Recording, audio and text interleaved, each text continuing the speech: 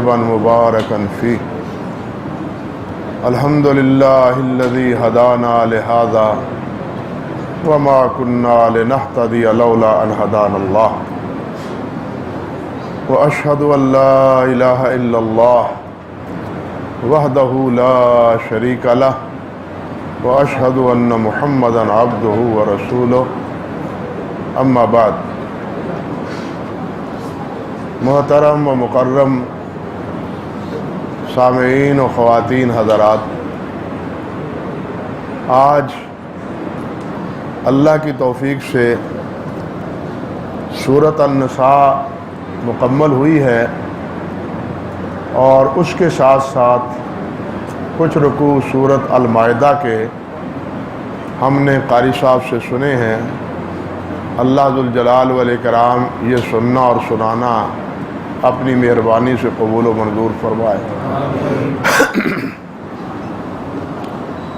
کل میں آپ سے عرض کر رہا تھا کہ سورۃ نساء میں ایک مسئلہ غزوہ احد کے تناظر میں تھا، اور اس غزوہ احد میں نہایت بھیانک اور نہایت برا کردار منافقین کا تھا۔ نبی کریم صلی اللہ علیہ وسلم مشورے کے بعد مدینہ طیبہ سے احد کی طرف بڑھے، اور آپ کے ہمراہ 1000 ساتھی تھے، جبکہ مکہ مکرمہ سے آنے والے کفار اور مشرکین ان کی تعداد 3000 کے قریب تھی، اور پورے اسلحہ سے وہ لیس تھے۔ عبداللہ بن ابی جو منافقوں کا سب سے بڑا سرغنہ تھا، میدان احد میں پہنچنے سے پہلے ہی اپنے 300 ساتھیوں کو لے کے مدینہ طیبہ واپس چلا گیا۔ اب 1000 میں سے کتنے بچے؟ 700۔ گویا 700 کا مقابلہ اب کتنے افراد سے ہے؟ 3000 سے۔ ایک کے مقابلے میں 4 سے بھی زیادہ بنتے ہیں، یعنی ایک کے مقابلے میں 4 کفار۔ یہ تقابل تھا، اور یہ تقابل کن کی حماقتوں سے اور غلطیوں سے ہوا؟ منافقین کے کردار سے۔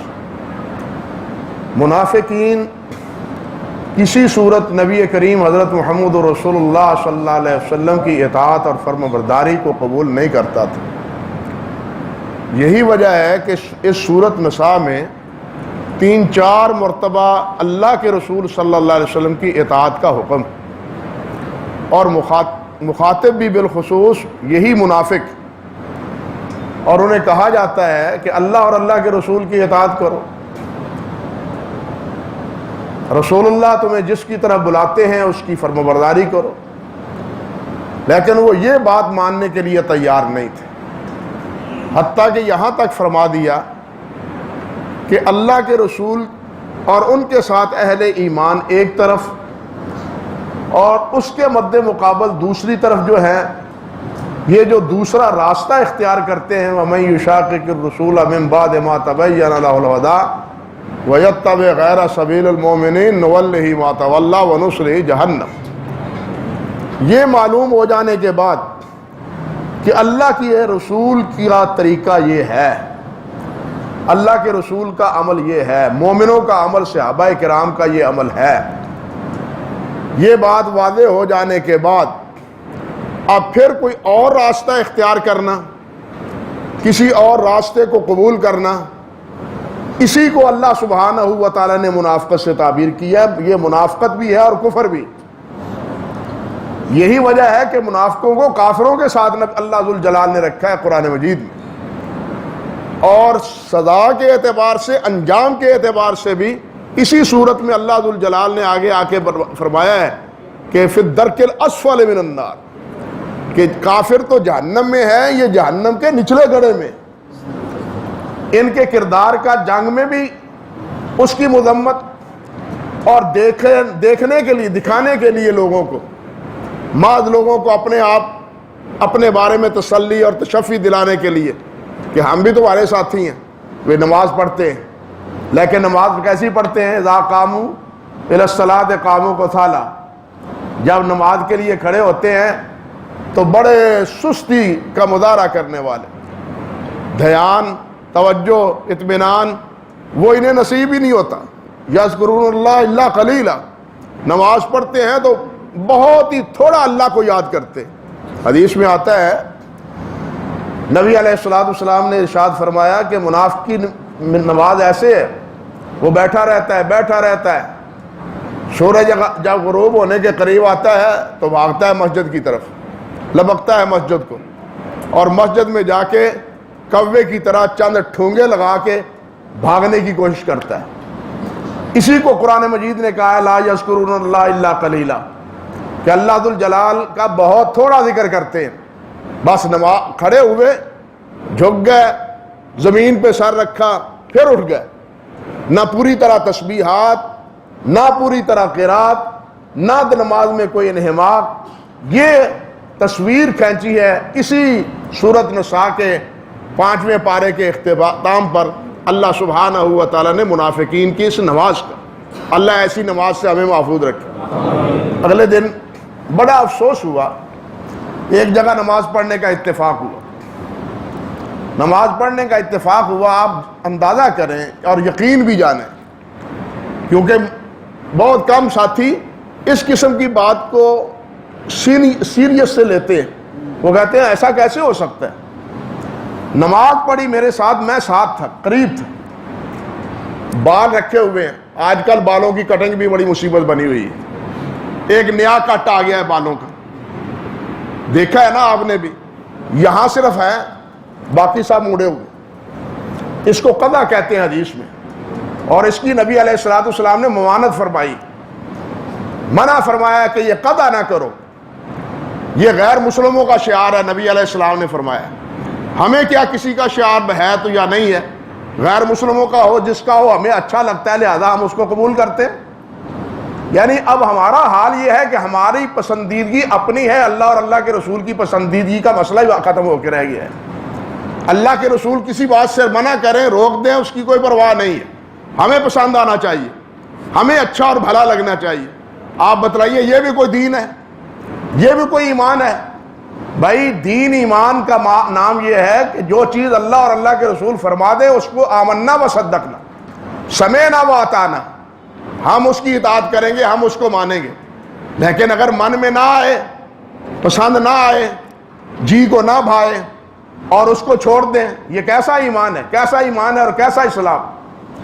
تو اس ساتھی نے نماز پڑھی، یقین جانیے اب نماز میں بھی بالوں کو یہ جھٹکا دیتا ہے تاکہ یہ بال اوپر کے اٹھ رہے، سجدے کو جاتا ہے تب بھی جھٹکا دیتا ہے، سجدے سے اٹھتا ہے تب بھی جھٹکا دیتا ہے، اور نماز بیٹھتا ہے تو اپنی یہ جو پہنی ہوئی ہے انگوٹھی اس کو درست کر رہا ہے، بالوں کو سنوار رہا ہے، بال سنورتے نہیں، ٹوپی اتار کے پھینک دیتا ہے، پھر بالوں کو دونوں ہاتھ سے، یہ سب کچھ نماز میں ہو رہا ہے۔ آپ اندازہ کریں یہ سب کچھ اللہ نماز میں ہو رہا ہے، بتلائیے ایسی نماز کا کیا فائدہ ہے؟ اس کو نماز کہتے ہیں نبی جس کی تلقین اللہ نے فرمائی ہے، اور یہ وہ نماز ہے جس کی تعلیم اللہ کے رسول صلی اللہ علیہ وسلم نے دی۔ ہم اپنے فیشن کو سنوارتے رہتے، بعض ایسے ساتھی بھی ہیں استری کروا کے آتے ہیں نا، تو نماز پڑھنے کے دوران جب بیٹھتے ہیں پیچھے سے کپڑا سنوارنے کی فکر ہوتی ہے تاکہ استری نہ ٹوٹے، یعنی ہمیں نماز میں بھی استری ٹوٹنے کی فکر لگی ہوئی ہوتی ہے، نماز کو سنوارنے کی فکر نہیں ہوتی۔ بتائیے کیسی نماز ہے ہماری نماز کیسی نماز ہے؟ ہمیں اس پر سنجیدگی سے غور کرنا چاہیے۔ کہیں اللہ معاف فرمائے وہ منافقوں کا کردار جو تھا نماز پڑھنے کا، وہ کہیں کسی نہ کسی صورت، کسی نہ کسی شکل میں ہمارے اندر تو نہیں پیدا ہو رہا؟ اللہ ہمیں سمجھ عطا فرمائے، اور مومنانہ جس کو اللہ ذو الجلال نے فرمایا ہے قد افلح المؤمنون الذین هم فی صلاتهم خاشعون، اس نماز کا لطف اور وہ نماز ہمیں اللہ ذو الجلال پڑھنے کی توفیق عطا فرمائے۔ تو بہرحال منافقوں کا بھی اللہ ذو الجلال نے اس صورت میں پوری طرح ان کو علم نشرح کا کیا ہے، ان کے عقائد کی تردید کی ہے، ان کے اعمال اور افعال اور کردار جو نبی علیہ السلام اور صحابہ کرام کے ساتھ تھا اس کی مذمت کی ہے اس صورت میں اللہ سبحانہ و تعالیٰ نے۔ اور پارے کی ابتدا میں، چھٹے پارے کے ابتدا میں پھر ان کے کردار کو اللہ ذوالجلال نے ایک اور انداز سے بیان کیا ہے۔ وہ کیا کہ جس طرح مشرکین تھے، یعنی کافر تھے، یہود و نصارہ تھے، وہ اللہ اور اللہ کے رسول کے مابین تفریق کرتے تھے کہ اللہ کی بات تو مانیں گے، رسول کی بات نہیں مانیں گے، یا بعض کی مانیں گے، بعض کی تائید یا بعض کی فرمانبرداری ہم نہیں کریں گے۔ تفریق بین الرسل، تفریق بین الرسل یا تفریق بین اللہ و بین الرسول، یہ تفریق بین اللہ و بین الرسول کیا کہ اللہ کی مانیں گے، اللہ کے رسول کی نہیں مانیں گے، اور تفریق بین الرسل کیا ہے کہ بعض رسولوں کو مانیں گے، بعض رسولوں کو نہیں مانیں گے۔ یہ دونوں طریقے غلط، یہ دونوں ہی ایمان کے منافی ہیں۔ ایمان یہ ہے کہ اللہ کو بھی مانے، اللہ کے رسول کو بھی مانے، اور رسول جتنے بھی ہیں پہلے آپ سن چکے ہیں سورۃ بقرہ میں کہ لا نفرق بین احد من رسل، کہ ہم کسی رسول کے مابین فرق نہیں کرتے، سب رسولوں کو مانتے، کسی کے درمیان تفریق نہیں کرتے، سب کو پر ایمان لاتے، لیکن اطاعت فرمانبرداری وہ حضرت محمد رسول اللہ صلی اللہ علیہ وسلم ہی کرتے۔ اس طرح کردار جو منافقین کا تھا عملی اعتبار سے یا اعتقادی اعتبار سے، اس کو بھی اللہ سبحانہ و تعالیٰ نے اس صورت میں نمایاں کیا ہے۔ اس کے بعد اللہ ذوالجلال والاکرام نے یہود و نصارہ کے کردار کی نقاب کشائی کی ہے۔ یہودی ایک انتہا پر تھے اور اس کے مد مقابل نصارہ ایک دوسری انتہا پر تھے۔ یہودی مدعی تھے کہ ہم نے مسیح ابن مریم کو قتل کر دیا ہے، شہید ان کو کیا کیا ہے، سلی دے دی ہے، صلیب پہ لٹکا دیا ہے، وہ مر چکے ہیں۔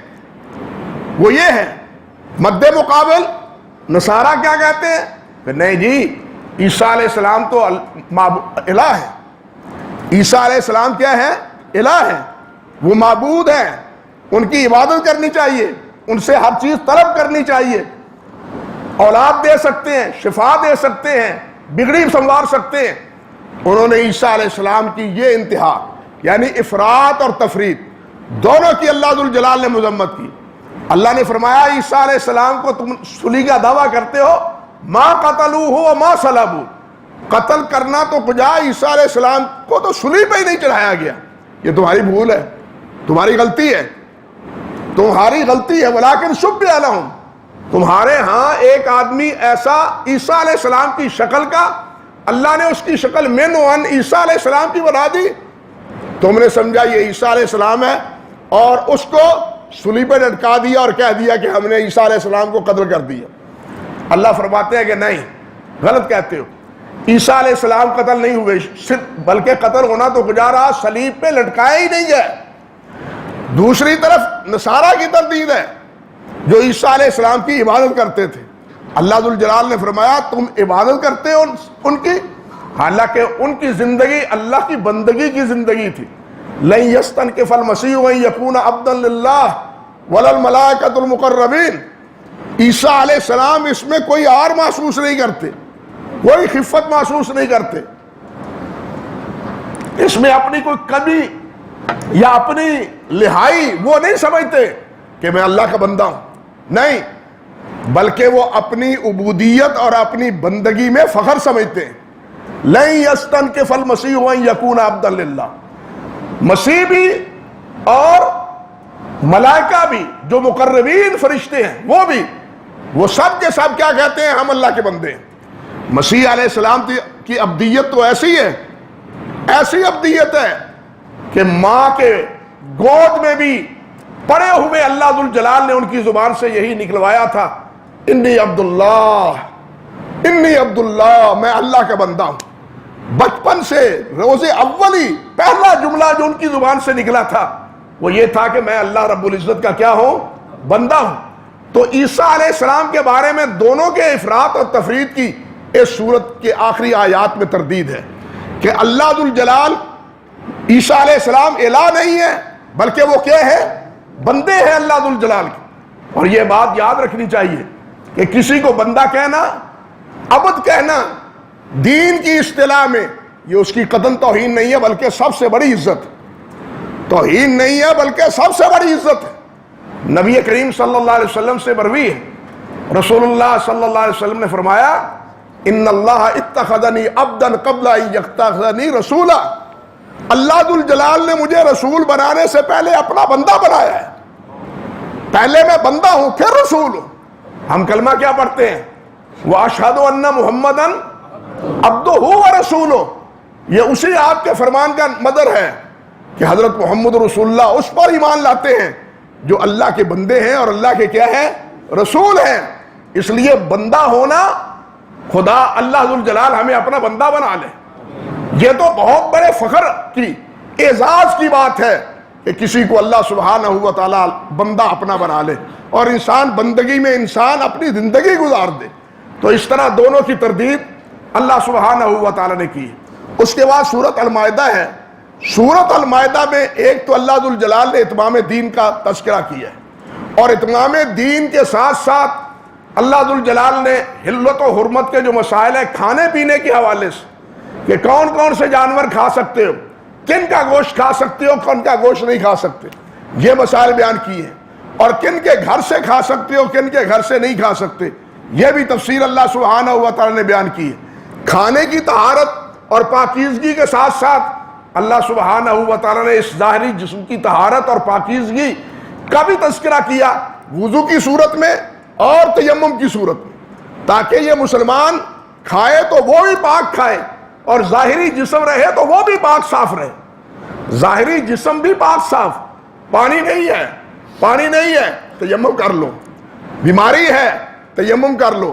اللہ ذوالجلال اپنے بندے کو پلید رہنا گوارا نہیں کرتے۔ ان اللہ طیب یحب الطیب، اللہ پاک ہے اور پاکیزگی کو پسند کرتے ہیں۔ اللہ نہیں چاہتے کہ میرا بندہ غیر پاک غیر مطہر رہے، بلکہ وہ پاک اور صاف رہے۔ اس لیے وضو، اور اگر وضو نہیں کر سکتا، پانی میسر نہیں ہے، تو پھر کیا ہے؟ اللہ اکبر، تیمم کرے، مٹی پہ ہاتھ مارے، اور مٹی پہ ہاتھ مار کے یہ بایاں ہاتھ یہاں رکھے، یہ دیکھ رہے ہیں، یہ بایاں پہلا دایاں، پہلے یہ، اور پھر دایاں آخر میں یہ ہاتھ، پھر اس کے بعد یہی ہاتھ دوبارہ چہرے پر، یہ تیمم مکمل ہو گیا۔ ایسا ہے جیسے وضو کر لیا۔ وضو کے بارے میں بھی ایک بات یاد رکھنی چاہیے، وضو کے بڑے مسائل ہیں، لیکن ایک دو باتیں یاد رکھنی چاہیے۔ وضو ہم کرتے ہیں لیکن بہت غفلت کا شکار ہوتے ہیں۔ نبی علیہ الصلوۃ والسلام نے دو باتیں فرمائی ہیں، ایک مضمضہ ہے، ایک استنشاق ہے، ایک استنثار ہے، یہ تین لفظ ہے۔ منہ میں پانی ڈالنا محض یہ مضمضہ نہیں ہے، یہ تو منہ میں پانی ڈالا آپ نے پھینک دیا۔ دوسرا ہے ناک میں پانی ڈالنا، یہ کیا ہے؟ مضمضہ واستنثر، یہ ہے استنثار، پانی چڑھانا۔ پانی کیا ہے؟ ناک میں چڑھانا، ناک کو پانی دکھانا نہیں۔ فرق سمجھے؟ ایک ہے ناک کو پانی دکھانا، ایک ہے ناک میں پانی چڑھانا۔ واستنثر، پانی کو اوپر سے اوپر کھینچ لا تاکہ یہاں تک یہ پانی پہنچ، اتنا بھی نہیں کہ جناب یہ گلے میں اتر جائے، چھینکیں شروع ہو جائیں، لیکن تھوڑا سا پانی تاکہ یہ نرم حصہ جو ہے یہ تار ہو جائے۔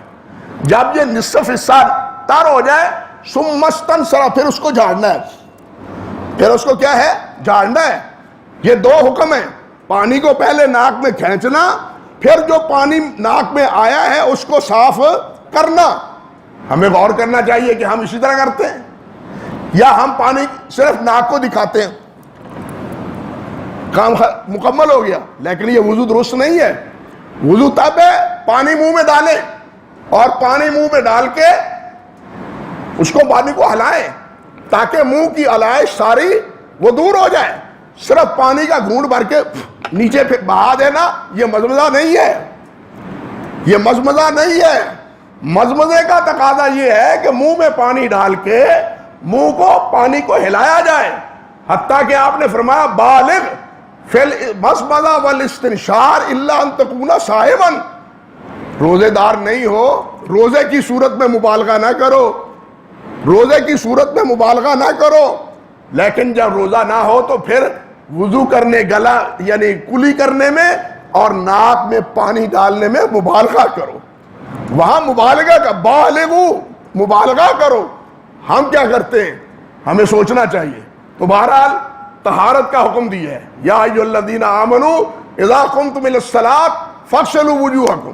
مسلمان کو، اللہ ذوالجلال ایمان والے کو اللہ رب العزت وہ غیر طاہر رہنا پسند نہیں کرتے، لیکن المیہ یہ ہے، دکھ کی بات یہ ہے کہ کچھ حضرات وہ بھی ہیں جو نہاتے بھی نہیں ہیں، وضو بھی نہیں کرتے، نماز بھی نہیں پڑھتے، ہمارے رہنما بھی کہلاتے ہیں، ہمارے بابے بھی کہلاتے ہیں، ہمارے بزرگ بھی کہلاتے ہیں۔ آپ ایمانداری سے کہیے کہ نبی علیہ السلام نے فرمایا کہ وضو لا یحافظہ الا المومن، کہ مومن ہی اس کی حفاظت کرتا ہے۔ آپ نے فرمایا الطہور شطر الایمان، کہ پاکیزگی ایمان، آدھا ایمان ہے۔ پاکیزگی کیا ہے؟ آدھا ایمان ہے۔ لیکن جو پاکیزگی اختیار ہی نہیں کرتا، کبھی وضو کرتا ہی نہیں، کبھی غسل کرتا ہی نہیں، طیب پاک رہنے کی، صاف رہنے کی کوشش ہی نہیں کرتا، اب اس کو اگر ہم ولی باندھیں تو مجھے بتلائیے کیا ہمارے ایمان کا کوئی زمرہ باقی رہ جاتا ہے؟ جس چیز کو اللہ کے رسول نے کہا کہ یہ نصف ایمان ہے، وہ اس کو ویسے ہی قبول نہیں کرتا، اس کا اہتمام ہی نہیں کرتا۔ پاکی پلیتی کا اس کے نزدیک ہے، انہوں نے کبھی نہاتا ہی نہیں بزرگان ہے، بھئی یہ کیا اور سے خوبی ہے؟ یہ تو نبی علیہ السلام کی مخالفت ہے۔ لیکن ایسا مخالفت کرنے والا وہ ہمارا منظور نظر ہے۔ انا للہ و انا الیہ راجعون۔